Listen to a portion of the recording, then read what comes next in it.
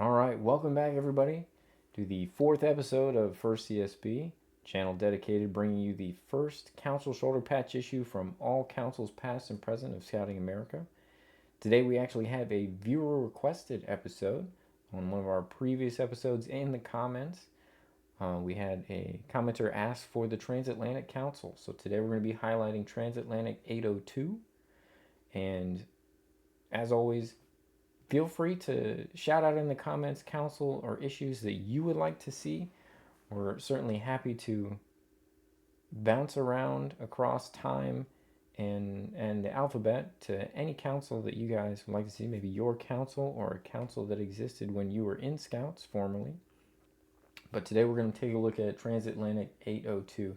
The Transatlantic Council actually was formed in 1953 and was technically a name change, was formerly known as EUCOM or EUCOM BSA Advisory. And then from 1953 until 2015, it existed as the Transatlantic 802 Council, at which time in 2015 it was absorbed as part of the Direct Service 800 Council. Now, we're going to go over to the patch table here. We've got a bit of a surprise to start. Before we get to the council issue, we actually have a pre-CSP.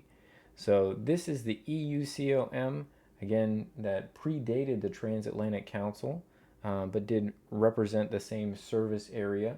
This patch actually was produced between 1951 and 1953.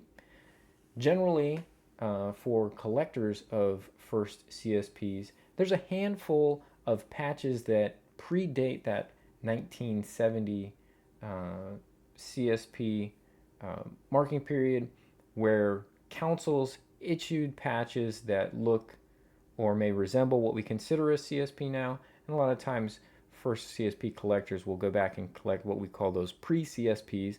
And this is actually one of them, the first one that we've highlighted on the channel, the EUCOM pre-CSP from the 1950s. Take a look at the back. Again, just a solid patch. It's actually relatively small compared to what we think of some of the other pre-CSPs. Some of those patches, which we'll be able to highlight in subsequent episodes here on the channel, are much, much larger. I'll probably have to end up zooming out my camera a bit for that. But this is the EUCOM patch. I'm actually recording this on the 4th of July, so it feels quite appropriate, the red, white, and blue. All right, so let's get into the first issue CSP from the Transatlantic Council.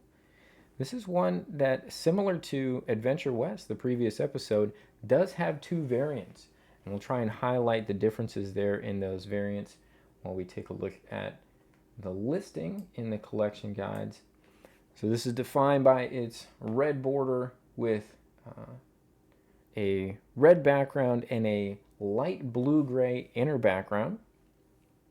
Has a dark yellow fleur-de-lis, white letters, and one of the notable parts of this particular variation, the T1A, I should say, is that the bottom of the fleur-de-lis here is all horizontal stitching. You can see that it's all coming across from left to right. We have horizontal stitching completely across the base of the fleur-de-lis. That ends up being one of the deciding factors in helping us determine if we have a T1A, as we do here, and what we'll show you here in a second for the T1B. You can see states very clearly across the top, Transatlantic Council, and then the service areas for Transatlantic Council, North Africa, Europe, and the Near East. Go ahead and flip over to the back. Again, this one is a cloth back, so no plastic here. And you generally find this kind of waffle weave on the back of some of the older CSP editions. All right, now let's bring up here the second variant, the T1B. Again, we're going to see that it looks fairly similar. This is another one where it can be more difficult to discern the two, although we have some characteristics that even in isolation we should be able to determine if it's a T1A or T1B. Again, still going to have that red border. The lettering is in white. Here, the background has now changed. This background is just listed as a blue background. I will put both up here in a second so we can see those together.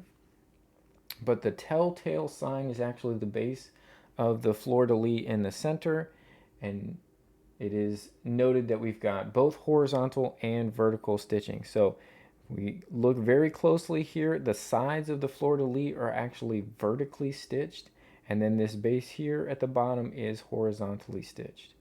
Whereas when we were looking at the fleur-de-lis on the T1A, it was all just horizontal stitching all the way across. Now when we get these two side by side, which is sometimes not always something you can do if you're just looking online and you only have one patch that they're showing to you, it can be a little more difficult. Here we see in comparing those two, and keep my little patch table together. The T1A does have the light blue-gray, where this is just the blue background. So you can tell a very distinct difference when they are side by side, but in isolation, it can be very difficult to recognize if you have a light blue-gray or just a blue. This reminds me very much of the T1A and B for Viking Council's first issue. And when they're in isolation, it's very easy. I think actually for a long time in our collection, we had the blue listed as light blue-gray T1A when it was actually a T1B. And it's not until we actually made sure that we had both variations that we noted that we had one of them mislabeled. It's very easy to do. One of the other things you can kind of note is the text here on the T1B is a bit thicker than if we're looking at the text. This is not a distinction that's made in the collection guide, but when looking at the two, and especially side by side, you can see that this almost looks like it's a bold print, and this just looks like a standard font print almost. But when just looking at one, really if you can get a good image and you can zoom in, noting that it's just horizontal stitching on the T1A and both vertical and horizontal stitching here on the T1B. That's what's going to give it away. That's what's going to let you know which one you're dealing with. And I'll flip both of these over. So we've got the T1A here at the top and flipping it over here. The T1B, this one does have a plastic back. I don't know if enough of these production runs were done that you could find this in both a cloth and plastic back. I just don't have that that knowledge to know if it was done. In our case, we do have a cloth back on the T1A and a plastic back on the T1B. But again, because there's no specific notations within the collection guides, I wouldn't necessarily guarantee that if you have a plastic back, that automatically means it is a T1B. There may be plastic backs that exist that were T1As as well if they have the horizontal stitching at the bottom of the fleur-de-lis. So that's what you're going to use as your guide point to check. Flip these over one last time. Get a nice look.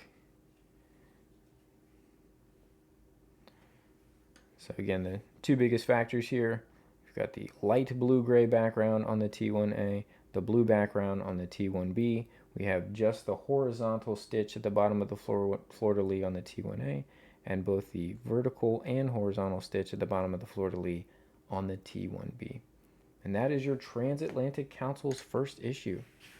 Hope you guys enjoyed this content. If you did, please like, subscribe, and more importantly, share it with a friend. We'd love to be able to share this content far and wide with as many scouts, scouters, and collecting enthusiasts. Hope you guys are enjoying this. And as I've said, if you have a council that you would like to see highlighted on the channel, please go ahead and drop it in the comments below. And just like this requested video, your council may be next. Hope you guys have a great rest of your day, and I'll see you guys on the next episode.